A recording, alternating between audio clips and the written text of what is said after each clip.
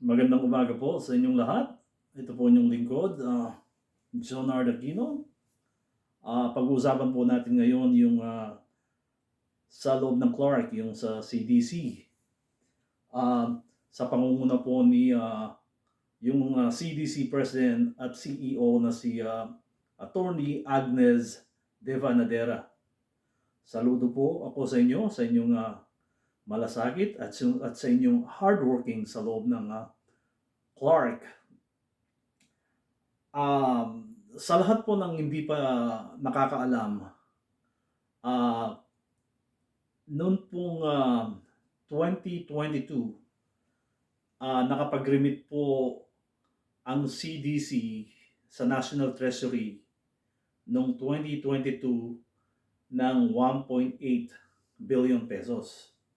Noong 2023 naman po ay nakapag-remit sila ng 1.23 billion pesos. Noong 2024 naman po, last year, nakapag-remit po sila ng 2.488 billion pesos. Sa taon-taon po, ang kabuuan niyan ay umaabot po ng 5.5 billion pesos. Ganyan po kalaki yung mga nakukolekta nila sa mga tinatawag nilang GOCC, yung mga government-owned and controlled corporation sa loob ng Clark. Ang napansin ko lamang po, ako po ay hindi po ako kumukontra. Again po, saludo po ako sa inyo, CDC President, Attorney Agnes Devanadera. Sana lang po ay huwag natin kalimutan yung mga nakapaligid, yung mga street light, kasi po mayroong areas paggabi talaga pong napakadilim. Kaya siguro minsan ang dami pong na-aksidente kasi yung iba po, hindi naman po sanay sa loob ng Clark. Yung iba po, hindi po taga riyan, hindi po nila master yung daan o yung lansangan. Sa sobrang dilim po, kung minsan nagkakaroon po tayo ng mga aberya o kung minsan po nagkakaroon po tayo ng mga aksidente. Sana po mabigyan nyo ng pansin. Sa lagi po ng nire-remit nyo sa National Treasury ng Pilipinas, ay sana po huwag nyo naman kalimutan yung mga pangangailangan sa loob ng Clark. Unahin po natin yung mga street light. Sana po ay mabigyan ng mga maliwanag na mga ilaw diyan sa mga lansangan na talagang sobrang dilim. Kasi po day or night, ang dami pong nagtatrabaho diyan sa loob ng Clark. Actually po yung bilang nung 2017 ay umaabot na po ng 7,000 ang mga nagtatrabaho sa loob ng Clark. Palagay ko po, after 8 years, kasi po yung census na yun, that was 2017, palagay ko po ngayon, sa 2025, sa aking pananaw, siguro po ay umaabot na po siguro yan ng mga 150,000. Umaga man yan, gabi man yan, may nagtatrabaho po, may bumabiyahe sa loob ng Clark. Ganyan po kabisi ngayon ang Clark sa Pilipinas. At marami po yung mga investor dyan, usually they're from United States. Yung mga hotel po yan, ang pinakadalawang sikat dyan, yung Hilton at saka yung Marriott. At siyempre po, mayroong mga casino sa loob ng Clark. Isa rin ng malaking naibibigay na mga taxes dyan, of course, yung mga kagaya ng Texas Instrument at saka yung UPS dyan sa loob ng Clark. Kaya sana po, sa dami po ng nakukolektang pera, ay huwag na naman po natin kalimutan yung mga pangangailangan ng Clark sa loob. Nang sa ganun, para safety, yung lahat sa loob ng Clark, umaga man yan o gabi. At saka sana po, Attorney Agnes Devanadera, sana po magkaroon po tayo kahit isang tow truck lang sa loob ng Clark. Kasi po, kagabi, yung anak po ng kaibigan ko nasiraan po dyan sa traffic light, yung papalabas po ng friendship. At hindi po siya pinayagan ng mga security guard na ordinaryong hihilahin lang yung kanyang SUV. Kailangan po daw yung requirements, kailangan may tow bar o kailangan mayroong tow truck. So, ang iniisip ko po kung walang pambayad yung mga nasiraan sa loob ng Clark, paano naman po sila, ano? So, umabot po sila ng umabot po sila ng almost 5 hours. Kasi po, ang katotohanan, wala pong mga tow truck company dyan sa Mabalacat at wala rin pong tow truck company dyan sa May Angeles. Ito po ay nanggaling pa sa San Fernando at sila po ay nagbayad ng 4,500. Ang sinasabi ko lamang po, sana magkaroon po tayo ng isang tow truck o yung pwedeng manghila kung meron po tayong mga kababayan na nasirahan sa loob ng Clark. Kasi hindi naman po lahat ng mga may sasakyan, may pera. So yun na lamang po sana ang pwede nating itulong sa kanila.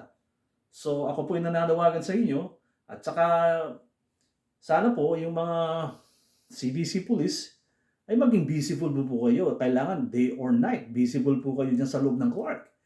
Ang dami pong mga reckless driver, ang dami pong matuling magpatakbo. Kung minsan wala, kaya siguro po ganun nun ang nangyayari sa loob ng Clark kasi wala po silang nakikitang mga pulis, puro security guard, yung mga nakamotor.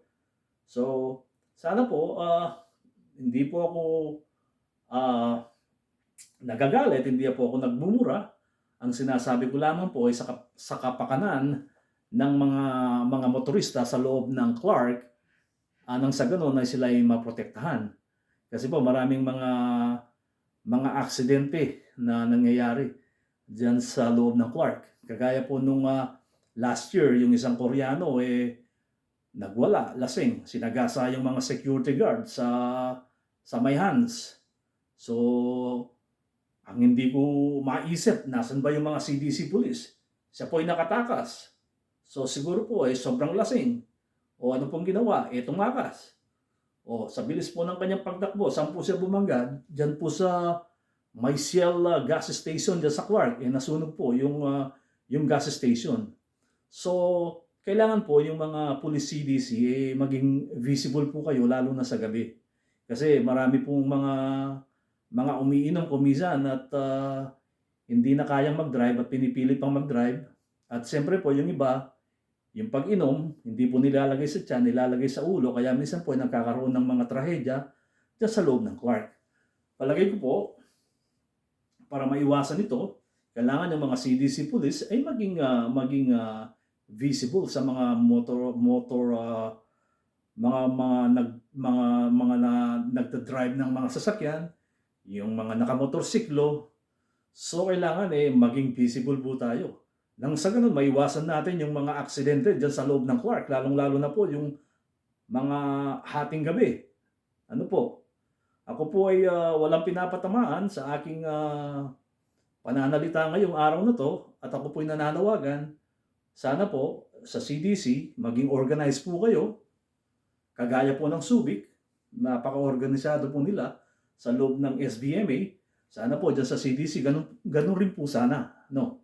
Wala po kayo sanang pinapanigan. So, sa dami hong perang nire-remit sa National Treasury, kailangan po, palagay ko, magkaroon po tayo kahit isa o dalawang truck na panghila kung may nasiraan po dyan sa loob ng Clark, di hilahin niyo po palabas. Yung makalabas lang sila sa Clark, bahala na po sila. Kawawa naman po sila pag sila'y nasiraan sa loob ng Clark. At kung walang pambayad, paano po nila mahilalabas yung kanilang sasakyan dyan sa loob ng Clark? Ang requirements pala, kailangan may tow bar. Kailangan meron kang tow truck. So, again po, CDC CEO, Attorney Agnes Deva Nader, sana po ay mabigyan niyo po ng pansin ang aking konting panawagan. At alam ko po, kayo po ay hardworking at kayo po ay na-inlove na dyan sa mga Kapampangan sa tagal niyo pong nakadestino dyan sa loob ng Clark. Ako po ay nagpapasalamat sa inyo. Saludo po ako sa inyong hardworking, sa pangongolekta ng mga taxes, sa mga government-controlled corporation dyan sa loob ng Clark. At ang pinakahuli po, ako po ay nananawagan dyan sa mayor ng Mabalacat na si Mayor Attorney Jeld Aquino at ang kanyang vice-alcalde na si Vice Mayor June Castro. Sana po ay mapatigil nyo na yung mga batang lansangan, yung mga nagtitinda ng mga sampagita, yung mga nagpapalimos dyan sa may sa may exit ng expressway sa Dao. Kawawa naman po yung mga bata, baka masagasaan yan kawawa naman po. Sana po ipagbawal niyo na 'to. Sana po ipahuli niyo sa mga pulis.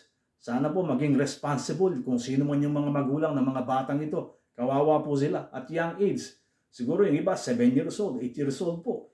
Hindi na siguro nag-aaral. Talagang nakita ko po nung nagbakasyon ako diyan sa Pilipinas, nagtitinda po sila ng mga sampagita at nagpapalimos po sila. Day or night, tanghaling tapat, rain or shine po, nasa daan sila. Kawawa naman po sila. Kaya sana po, Mayor Jel Aquino at Vice Mayor Jun Castro, mabigyan niyo po ng pansin ang aking panawagan sa ating bayan dyan sa Mabalacat.